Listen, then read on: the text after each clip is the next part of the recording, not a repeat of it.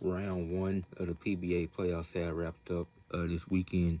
Just got finished watching the second day of round one, which was in this past weekend in the Professional Bowling Association playoffs. The first game for day one was Ethan Fourier taking on Anthony Simonson. Simonson was able to win the first game pretty easily, and these were best of three. First 1-2 in these few games that were played this weekend.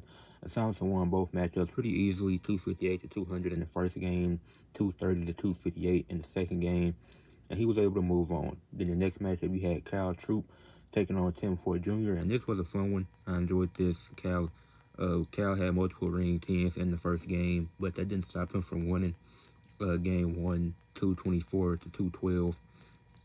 And then in the second game, he had 6 straight strikes before leaving a 3 on a 7. He left 3 on a 7 frame.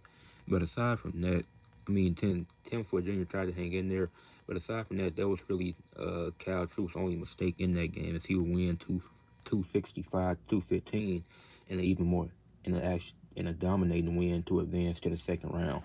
And then the games that just wrapped up yesterday had Jesper Stevenson taking on Jacob Butcher, and this was a good one. Jesper, he had multiple 7-10s. Both guys struggled towards the end of this one, and Butcher, he ended up winning 200 to 192. Then Stevenson, he was able to come back in game two. It did look like he was gonna lose it. He did lose. Game was out of his hands towards the end of it, but he had to rely on Jacob making a mistake, and he did. And Stevenson would win 199 to 197, and that would force a roll-off round between both of them. And Stevenson won 60 to 39 with the 2 frames. Then had a strike in both frames, so he was able to move on.